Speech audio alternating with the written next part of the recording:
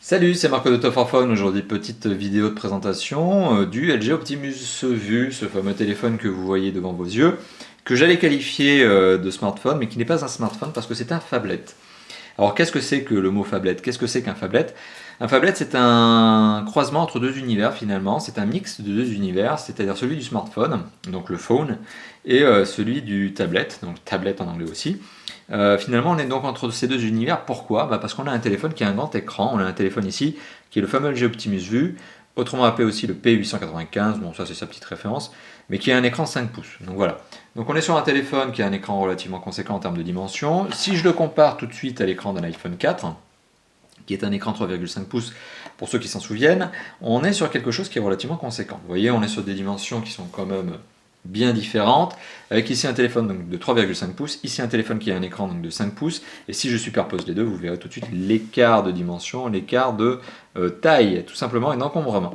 Donc on est sur un téléphone qui a un écran 5 pouces. Il faut savoir que les écrans 5 pouces, ça n'est pas quelque chose qui va devenir marginal sur l'année 2013, tout simplement parce qu'en 2013, en fait, le marché va se radicaliser. On est en train déjà de le constater, mais le marché va porter sur des écrans avec des écrans de plus en plus grande taille. Donc on va avoir arrivé en 2013 une abondance de téléphones avec des écrans de grande taille, et tous les hauts de gamme vont probablement désormais tourner aux alentours de 5 pouces, si ce n'est plus. Donc voilà, rien d'étonnant aujourd'hui à cette taille d'écran. D'ailleurs, ça va devenir un classique et un standard, comme je vous le dis. Donc avec ça, vous êtes préparé pour les 2 à 3 années à venir. En tout cas, vous n'aurez pas honte de votre téléphone dans les 2 à 3 ans quand vous verrez vos petits camarades sortir les 5 pouces, parce que vous n'en aurez rien.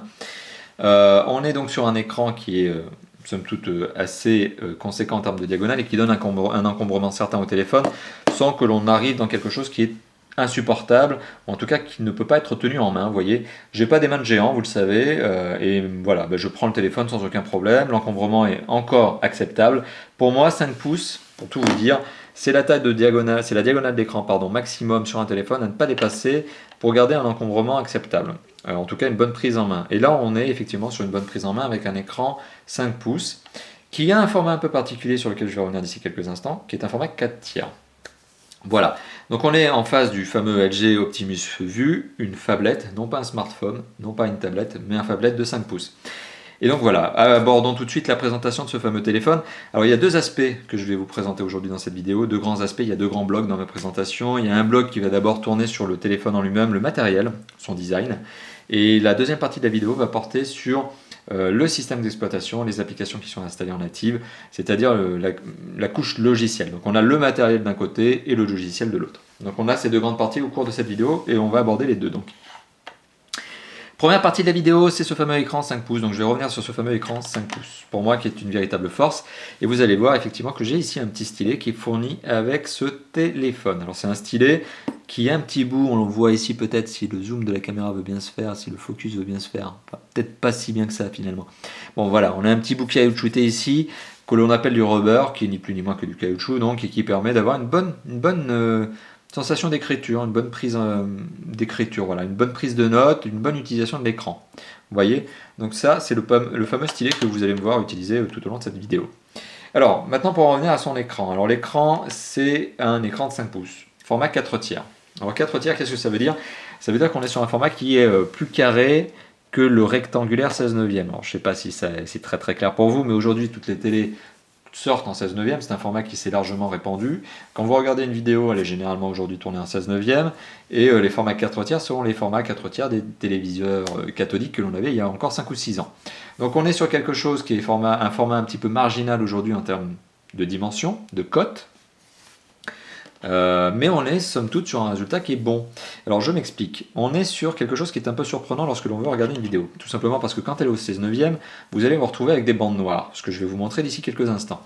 Mais lorsque l'on veut lire du texte, alors par exemple une page web, mais je peux faire ça avec eh bien, tout simplement un livre, un e-book. Lorsque je vais lire du texte, ça devient plus confortable parce qu'on a vraiment une largeur, on a l'impression de lire une page finalement, une vraie page de livre. Voilà, donc on est sur quelque chose qui en termes de confort de lecture est bon, mais qui en termes de visionnage de vidéo est un peu particulier, parce qu'on va se retrouver avec des bandes noires, ou alors un rapport déformé. Bon, enfin, je vais vous le montrer d'ici quelques instants, ça sera plus parlant. Alors, ça c'est pour le côté dimension de l'écran, rapport de taille de l'écran, donc 5 pouces, 4 tiers. En termes de résolution, on est sur un écran qui est HD, puisqu'on est sur un écran qui est est bien doté d'une résolution de plus de 720p. Alors je m'explique, cet écran a une résolution de 1024 pixels par 768 pixels. Donc 768 pixels, c'est supérieur à du 720, donc on est bien sur un écran HD. On est sur un écran qui a aussi une densité de pixels, ici, qui est un 256 ppi. Donc on est sur un écran qui a une bonne densité de pixels. On est en dessous d'un iPhone 3, on est en dessous de ce que l'on appellera finalement le fameux Retina d'un iPhone 4, pardon, j'ai dit iPhone 3 mais c'est iPhone 4. On est en dessous d'un fameux Retina. On est en dessous de ce que l'on appelle le fameux 300 ppi, qui est le fameux indice minimum pour ne pas avoir l'impression de voir les pixels. Mais bon, par contre, quand je montre ce fameux écran et quand je zoome à fond sur la densité de pixels, vous voyez, avant d'arriver sur les pixels, il faut vraiment forcer la macro.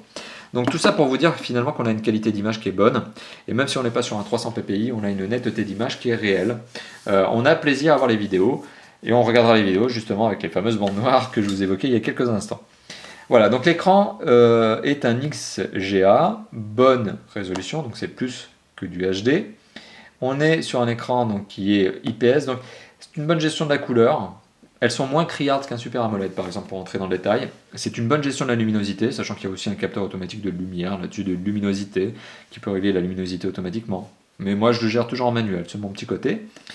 Et vous avez par contre une gestion du contraste qui est un peu moins bonne qu'un Super AMOLED. Donc meilleur sur les couleurs que le Super AMOLED, un peu moins bon que le Super AMOLED sur les contrastes, parce que le noir est moins intense, moins profond finalement qu'un Super AMOLED. On reste somme toute sur un écran qui est pour moi très satisfaisant.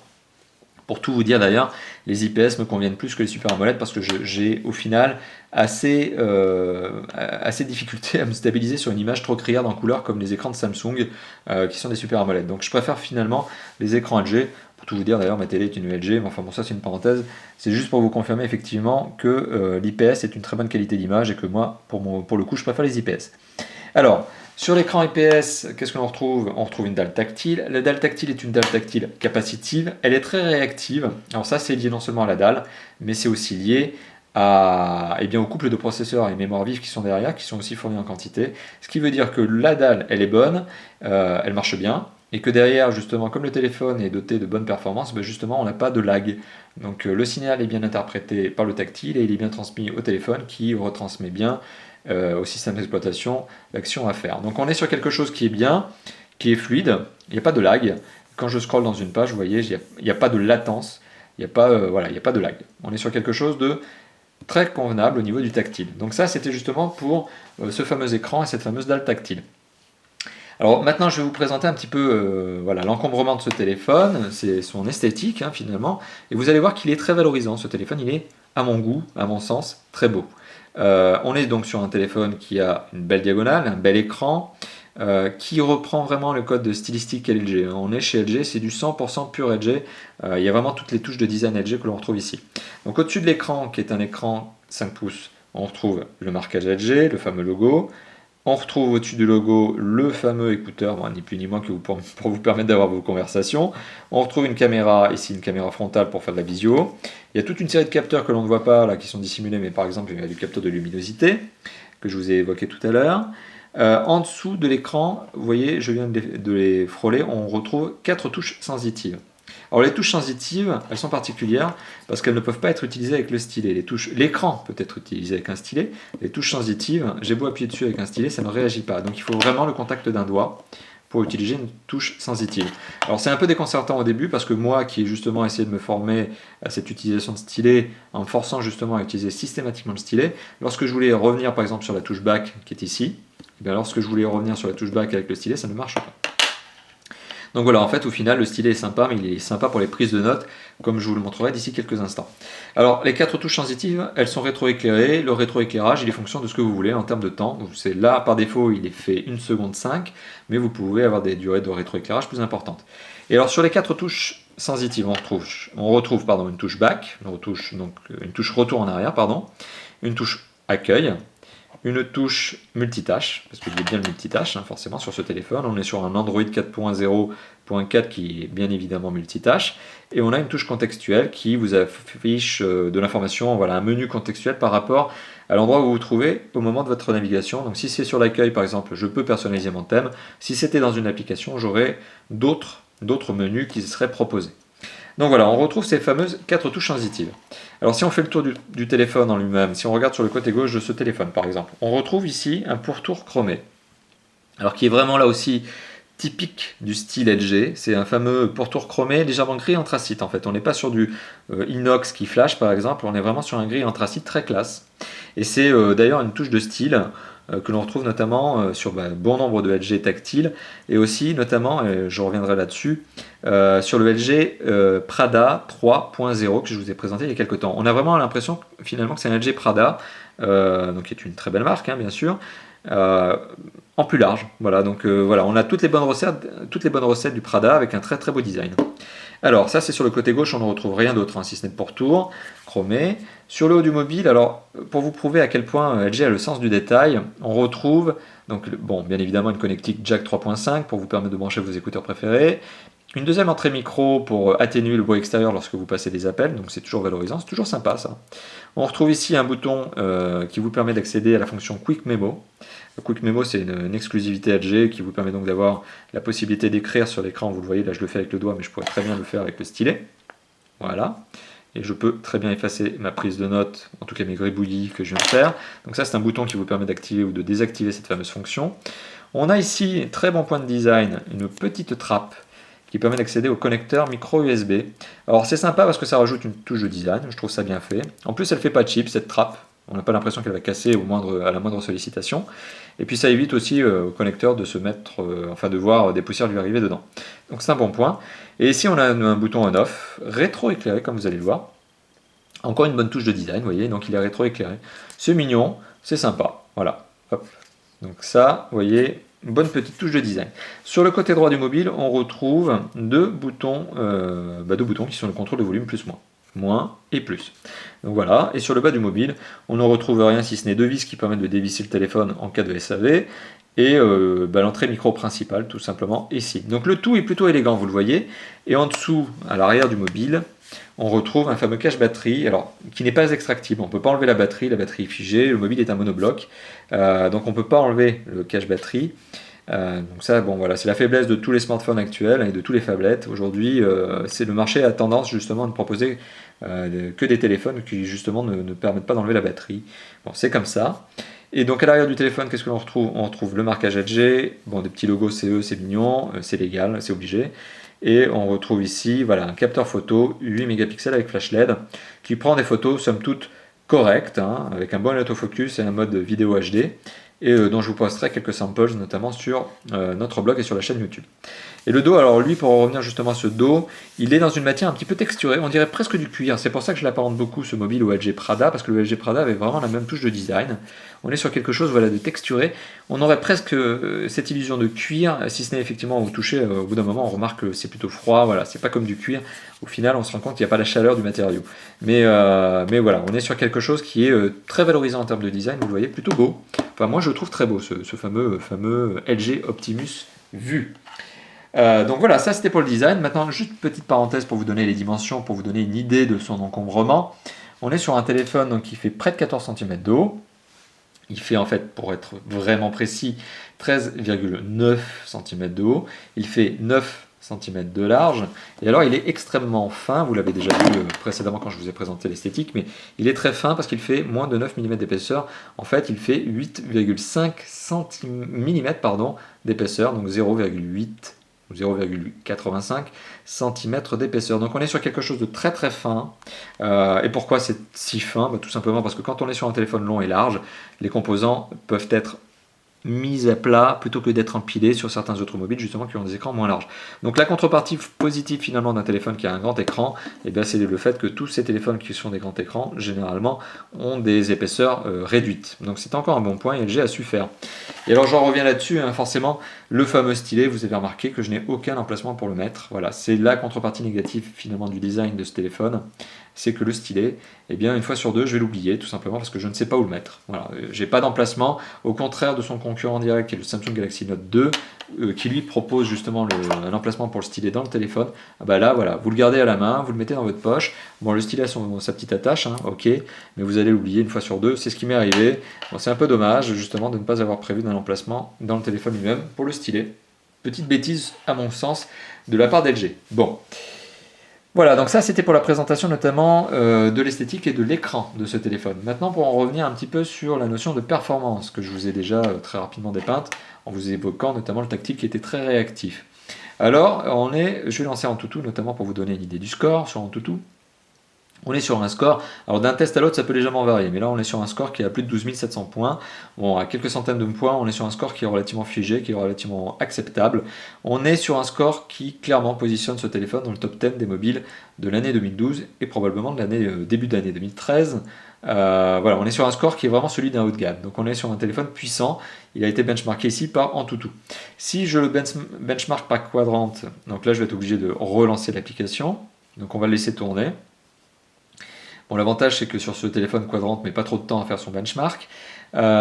Si donc je le benchmark avec Quadrant et donc je vais laisser l'application tourner et en même temps je vous évoque les performances du téléphone, on est sur un téléphone qui a un processeur 1,5 GHz, donc c'est pas rien, qui est un 4 cœurs, alors c'est encore moins rien, c'est pour vous dire que voilà on est vraiment sur du costaud, 1,5 GHz, 4 cœurs, et qui est un processeur ARM V7 fabriqué par Nvidia.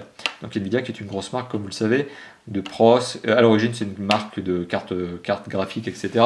qui s'est diversifiée dans la fabrication de processeurs depuis quelques années et qui fait de très très très bons processeurs, donc le fameux processeur qui est embarqué dans le fameux LG Optimus Vue. Et à côté de cela on a une mémoire vive, donc une fameuse RAM, ce que l'on appelle la RAM, qui est fournie à hauteur de 1 Go. Donc tout cela nous donne un score très sympathique de 4936 points. Voilà, donc à quelques centaines de points ça peut varier, donc on est à près de 5000 points. Voilà, on est là aussi sur un top 10 de mobile. On est au-dessus d'un HTC One X, pas le HTC One X Plus, mais au-dessus du HTC One X tout court. Voilà, on est au-dessus d'un certain nombre de choses, alors largement au-dessus d'un Matrix 4G, etc. Donc qui là sont donnés à titre symbolique, mais on est vraiment sur un téléphone qui en termes de performance est clairement un haut de gamme. On le voit, et ça c'est grâce à Antutu et Quadrant que l'on a ces benchmarks. Grosse mémoire vive, gros processeur, rien à dire là-dessus. Côté mémoire de stockage, qui est donc le pendant de la mémoire vive, puisqu'on appelle ça de la mémoire morte, la mémoire de stockage elle est fournie à hauteur de 32 Go. Donc il y a 32 Go en théorie de mémoire de stockage sur ce téléphone, sachant que dans la réalité, il n'y en a que 26 qui sont réellement exploitables. Le reste est squatté par le système d'exploitation et par les applications de base, par la surcouche graphique, etc. Donc tout ce qui est logiciel finalement vient ponctionner une large partie de ces 32 Go qui ne deviennent plus que 26 Go au final. Mais bon voilà, 26 Go avant de les épuiser, vous avez quand même un petit moment, hein. Il faut en mettre du MP3 et de la vidéo avant de saturer la mémoire de ce téléphone. Contrepartie de la mémoire embarquée qui est importante, 26 Go c'est pas rien, c'est qu'il n'y a pas d'emplacement micro SD. Donc vous ne pourrez pas rajouter de la mémoire supplémentaire. Au final, le seul emplacement dans ce téléphone qui peut être ouvert, c'est l'emplacement de la micro SIM, parce qu'elle est bien au format micro SIM, et voilà, que je ne vous ai pas présenté, qui est sur le côté gauche du mobile tout à l'heure. Il y a une petite trappe, et ça permet d'accéder à la carte, à la puce, hein, tout simplement micro SIM, que vous allez glisser dans votre téléphone pour pouvoir émettre vos appels. Donc voilà, c'est le seul élément qui peut être ouvert finalement sur ce téléphone, qui est vraiment un monobloc, un unibody, qu'on ne peut pas modifier, qu'on ne peut pas ouvrir. Voilà. Donc jusqu'à 26 Go de mémoire, enfin 26 Go de mémoire embarquée pour le stockage en interne. Voilà, donc ça c'était pour l'aspect performance. Maintenant pour l'aspect connectivité. Alors je vais juste revenir là-dessus, mais vous allez constater que le téléphone est extrêmement connecté, parce que là je viens d'ouvrir justement le panneau qui me permet d'accéder à toutes les options de connectivité. Eh bien on a tout. Alors c'est un téléphone qui clairement est extrêmement complet, c'est un quadriband. Première chose, c'est un quadriband, donc vous pourrez l'amener partout avec vous dans le monde et émettre et recevoir vos appels et vos SMS partout dans le monde. Là-dessus, il n'y a pas de problème. On est aussi sur un téléphone qui, outre le fait d'être un quadriband, est un 3G+. Alors j'en entends déjà dire, l'année 2013 c'est pourtant l'année du 4G. Moi j'aurais tendance à vous dire que l'année du 4G c'est bien beau, mais la couverture elle n'est pas encore faite. On a encore des publicités de certains opérateurs qui tournent en ce moment à la téloche notamment et qui nous disent bientôt la 4G. Bah oui, mais moi je dis bientôt, elle n'est pas encore en place la 4G, pas avec une super couverture, donc ça c'est un peu dommage. Mais ça va venir, ça va venir. En attendant, justement, on a de la 3G et on a justement une foule d'options de connectivité, vous le voyez. Donc on a du Wi-Fi, du Bluetooth, du NFC, du GPS, on a de la donnée cellulaire, bien sûr, etc., etc. Bon, tout ça pour vous dire finalement qu'en termes de connectivité, on est sur quelque chose qui est très complet, puisqu'au final, on est sur un téléphone donc quadriband, 3G+, Wi-Fi, Wi-Fi direct aussi, il est Bluetooth, il est GPS, AGPS, Il a une fonction modem, donc le fameux tethering avec mon superbe accent anglais. Donc vous pouvez utiliser votre téléphone comme modem en le branchant à votre PC avec le câble USB. Il a du micro USB comme je vous l'ai montré, il a un jack 3.5, il a le NFC, le DNLA. Alors le DNLA, c'est très sympa, c'est une option qui vous permet justement de brancher, enfin entre guillemets, de balancer de l'information de votre téléphone vers par exemple un téléviseur, c'est ce que je fais. Voilà, et donc je balance par exemple une vidéo de ce téléphone sur mon téléviseur via le DNLA. Donc très très bon point, et toutes ces normes de connectivité sont donc présentes dans le fameux LG Optimus Vue. Voilà. Alors maintenant, petite chose, parce que je voulais vous montrer la qualité de l'écran, justement, je vais montrer deux petites choses. Je vais montrer une première vidéo, justement. Alors je vais vous montrer une petite vidéo via le Media Center, entre guillemets, de ce fameux téléphone. Donc là, j'ai lancé le fameux Media Center directement sur la vidéo. Bon, il s'agit du film Inception. Donc bon, mon idée n'est pas de vous montrer l'intégralité du film, mon idée est juste de vous montrer en format 16/9 qu'est-ce que ça donne.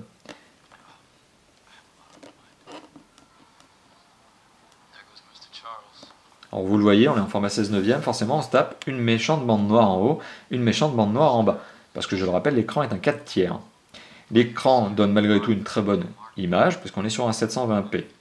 Mais si on veut vraiment exploiter la totalité de l'écran, on a une petite option ici qui permet d'élargir l'image et de la mettre jusqu'aux bordures de l'écran. Donc là je suis passé d'un 16/9 qui était un format natif, j'en bafouille. Voilà, donc je vais accélérer un petit peu dans la vidéo pour vous montrer des petits moments un petit peu punchy.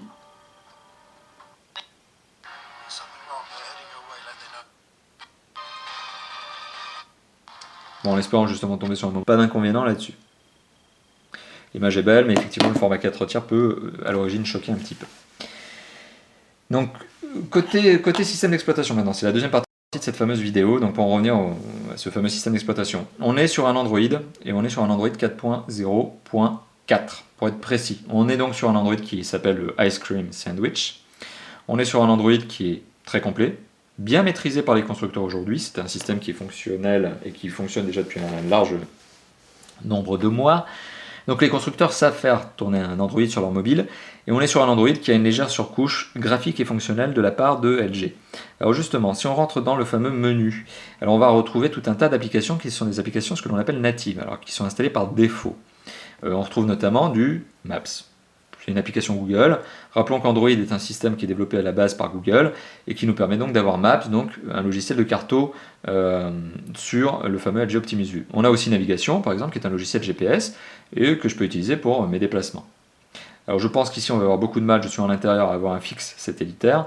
Bon, à la base, on arrive quand même à avoir une bonne détection de ma position. Bon, c'est pas trop mal. Voilà, mais donc on a du fameux Navigation. Donc Navigation que je vais arrêter pour éviter que la voix nous parle pendant la vidéo, ce qui est un peu désagréable. Donc voilà, on a tout un tas d'applications qui sont des applications de base, Google. Donc on a forcément, eh bien vous voyez, on a du Chrome, qui est un navigateur. Sachant que ce qui est intéressant, c'est qu'on a un navigateur qui est Chrome, mais si je reviens en arrière, vous allez constater qu'on a aussi un autre navigateur, qui est un navigateur tout simplement Internet, qui s'appelle Internet. Donc on a deux navigateurs, un Chrome et un Internet. Bon, soit. J'imagine que c'est pour une loi sur la concurrence, en fait, qui a cette fameuse présence de deux applications qui sont similaires, complètement similaires, dans ce fameux téléphone. Mais quoi qu'il en soit, voyez, vous avez donc ces fameuses deux applications. Je vais arrêter de cliquer partout et on va continuer la vidéo. Voilà, on a aussi cette fameuse, on a du Gmail, on a du Talk, on a du Latitude, on a etc. On a tout un tas d'applications finalement qui sont des applications Google. On a du YouTube, hein, je le rappelle, YouTube appartient à Google. C'est pas pour rien qu'on retrouve du YouTube dans tous les Android. Si je lance d'ailleurs une petite vidéo, vous allez voir que voilà, c'est une petite vidéo GoPro pour vous montrer un peu la qualité. Vous allez voir aussi qu'on a un accéléromètre. Voilà. Donc on est effectivement sur cette fameuse vidéo de GoPro sur YouTube. Donc on a bien, voilà, on a bien effectivement du YouTube, etc. On a donc tout un tas d'applications qui sont installées en natif, qui sont des applications Google. D'un autre côté, on a aussi des applications qui sont des applications LG. Alors on a LG Smart World, qui n'est pas forcément une des applications les plus significatives qui existent aujourd'hui sur un mobile, qui vous permet d'accéder à un univers LG avec des applications, etc. C'est très beau, pour moi, somme toute assez inutile. Mais on a aussi le fameux Smart Share, donc qui est l'option de gestion du DNLA, ce qui vous permet notamment de connecter votre téléphone à votre téléviseur. C'est ce que j'ai fait ici. Donc on a plein de choses comme ça. Et alors, surtout sur le domaine applicatif, il y a quelque chose qui est très intéressant sur ce fameux LG Optimus Vue, qui est alors cette fameuse option que je vais vous montrer. Alors c'est la fameuse option, voilà, c'est cette fameuse Quick Memo. Alors c'est typique LG. Bon, on retrouve aussi l'équivalent sur Samsung, hein. Mais voilà, on a cette fonction qui permet par exemple d'écrire, de faire des annotations sur ce que vous voyez à l'écran et d'en faire une copie. Voilà. Donc je peux noter des choses comme ça, je peux entourer une application en disant tiens, il y a quelque chose à voir ici. Donc ça c'est une manière d'utiliser le fameux Quick Memo, qui est donc présent par défaut dans ce téléphone, qui est d'ailleurs l'une des forces de ce téléphone. Mais je peux aussi prendre un mode post-it et écrire de la même manière. Bon. Voilà, donc ça c'est une application Quick Memo. Alors, je vais tout effacer, voilà, et je vais arrêter avec le fameux bouton qui se trouve sur le haut du mobile, cette fameuse application. J'ai aussi une petite application qui s'appelle Carnet, qui de la même manière me permet de prendre des notes. Voilà. Avec des styles un peu plus aboutis, parce que je peux changer par exemple ma police d'écriture, enfin ma police, le style d'écriture, l'épaisseur du trait, la couleur du trait, etc. Bon, je peux faire plein de choses. Vous voyez, je suis passé d'un blanc très light à un rouge très épais. Bon, il y a plein de choses comme ça que je peux faire. Bien sûr, je peux effacer à n'importe quel moment. Voilà. Donc ça, c'est la fonction Quick Memo, très très bien exploitée par ce téléphone, très agréable à utiliser, notamment avec ce stylet. Le fameux stylet que vous allez oublier la moitié du temps. Donc c'est pour ça que finalement, c'est un peu la contrepartie négative, c'est que le téléphone en lui-même est exceptionnellement bon, l'application est intéressante, elle est plus qu'intéressante d'ailleurs, elle est très bonne, mais le stylet, malheureusement, vous allez l'oublier. Donc conclusion, qu'est-ce que vous devez faire de ce stylet? Soit vous le greffez à la main, soit vous en achetez plusieurs et vous les laissez un peu partout chez vous, dans votre bureau, dans votre voiture, etc. Bon, c'est comme ça, c'est le fameux stylet. Mais bon, somme toute, voilà, pour en revenir au domaine applicatif, on est sur quelque chose qui tourne très très bien. Et on a une fameuse fonction Quick View, j'en bafouille décidément, qui est très sympa. Voilà, donc que je recommande. Pour le reste, on est sur voilà, la capacité aussi. Ce téléphone est un téléphone de divertissement. Donc avec cet aspect logiciel, il faut savoir qu'on peut bien évidemment télécharger des applications, des jeux via le Play Store. Donc le Play Store qui est l'espace de téléchargement officiel de Google. Donc on peut télécharger des jeux et des applications, des films, des livres, etc. Bon, tout n'est pas gratuit, hein, bien évidemment, business is business. Money is money. Donc voilà, il y a un large nombre des applications et des jeux qui sont à payer. Mais voilà, vous pouvez télécharger des applications et des jeux, et notamment par exemple Angry Birds. Alors Angry Birds que j'ai téléchargé ici en version gratuite. Voilà. Juste pour vous montrer la qualité d'image. Là, vous remarquerez que l'écran de loading était en 16/9. Après, on se retrouve en format étiré. C'est ce qui arrive sur les jeux qui sont entre guillemets bien conçus, c'est-à-dire qu'ils passent automatiquement en format 4/3. Voilà. Je vais fermer la petite pub. Voilà. Et je vais lancer mon petit cochon. Alors là, j'utilise le stylet, mais je pourrais très bien utiliser la main pour lancer un petit oiseau sur les cochons. Bon, vous voyez, je suis toujours aussi bon aux jeux vidéo sur mobile. Décidément, voilà, c'est mon grand talent. Je suis vraiment très très bon sur les jeux vidéo mobile. Donc ça, c'était pour vous montrer Angry Birds. Je vais aussi lancer Dead Trigger, juste pour vous montrer un jeu 3D. Dead Trigger tourne sans aucun problème. Encore les deux bandes noires, vous l'aurez remarqué. Donc je suis en format 16/9 au loading. Mais après, je vais passer au format 4/3. Alors le loading de Dead Trigger, c'est marrant, je le dis systématiquement, vous avez beau avoir les téléphones les plus puissants qui soient, le loading de Dead Trigger est toujours extrêmement long. Là, je vais baisser un peu le son parce que là ça commence à beugler un peu. Et voilà, et donc là je lance une petite vidéo. Donc encore un panneau, une petite vidéo, le jeu, pardon, une séquence de jeu. Bon, encore un panneau de loading. Voilà, tout ça pour dire en fait au final que Dead Trigger, qui est un jeu 3D, fonctionne sans aucun problème.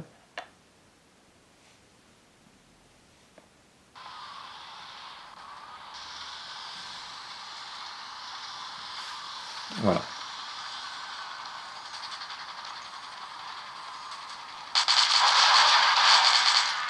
Donc jouer sur un écran aussi sympathique, aussi grand, c'est quand même agréable. C'est vraiment une vraie force. Hein. Bon, Dead Trigger, ce fameux jeu de zombies où vous dégommez forcément des zombies. Hein. Le monde a été attaqué par une horde de zombies, il y a un virus, enfin bon voilà. C'est le fameux thème des zombies qui est si cher aujourd'hui aux développeurs de jeux et aux producteurs de films. Bon voilà, donc Dead Trigger fonctionne sans aucun problème. Donc pas de souci là-dessus. On peut même faire fonctionner des jeux qui sont réputés plus gourmands en 3D, notamment Asphalt. Alors Asphalt 7, sachant qu'il y a le Asphalt 8 qui va sortir d'ici quelques mois, mais Asphalt 7, je vais baisser le son quand même. Asphalt 7 fonctionne sans aucun problème sur ce téléphone. Voilà, encore avec un format qui est étiré, puisqu'on va se retrouver avec du 4 tiers. Voilà, toujours cette phase de loading un peu longue sur les jeux. Asphalt, c'est vraiment pareil, c'est Dead Trigger, mais c'est vraiment des jeux qui sont avec des panneaux de loading assez conséquents. J'ai beau l'avoir sur de l'iPhone, sur de la tablette ou autre, c'est toujours long. Voilà, hop. Donc tout ça pour vous rassurer sur le fait que le téléphone fonctionne sans problème. Si le panneau de loading est long, c'est plus lié au jeu que finalement au téléphone en lui-même.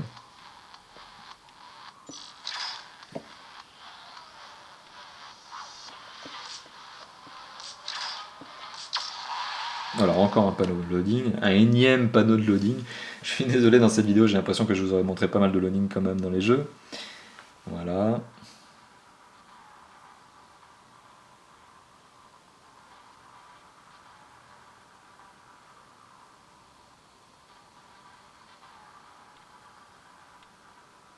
On va y arriver. Voilà. Donc on passe la petite vidéo de démarrage pour arriver directement au jeu. Donc un jeu qui se pilote, vous l'aurez remarqué bien évidemment à l'accéléromètre. Il y a plusieurs modes de conduite dans ce jeu. Voilà, et un jeu qui rend avec un très bel écran. Donc j'essaie de jongler avec les reflets de la caméra, comme d'habitude.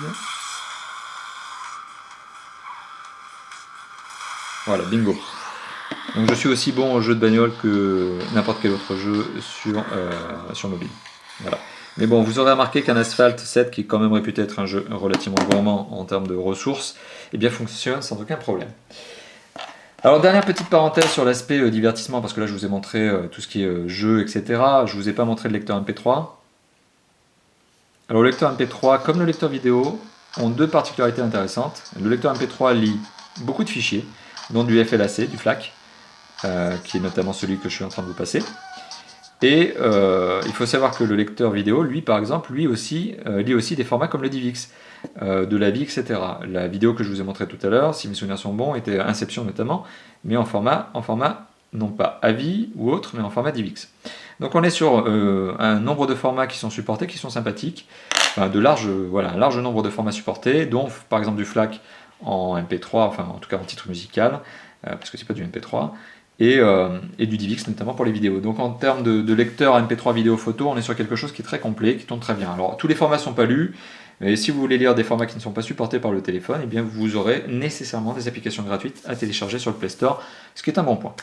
Voilà, donc ça c'était un petit peu pour la présentation de ce téléphone. Dernier point, donc comme je vous l'évoquais tout à l'heure, c'est le capteur photo. C'est un capteur photo qui prend de bonnes photos en luminosité, en faible luminosité, on est sur quelque chose qui a des problèmes, comme tous les téléphones. Le flash a une portée relativement courte. Tout ça pour dire que voilà, je vous posterai quelques samples sur le blog. Ça vous permettra de voir si justement ou non cet appareil photo est de bonne qualité. Selon moi, il est tout à fait convenable. Le capteur 8 mégapixels est tout à fait satisfaisant et donne même un résultat plutôt convaincant pour un smartphone, ou en tout cas un phablette.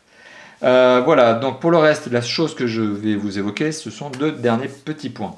Premier petit point, c'est ce que j'appelle le divers finalement, c'est le DAS. Le DAS de ce téléphone est faible.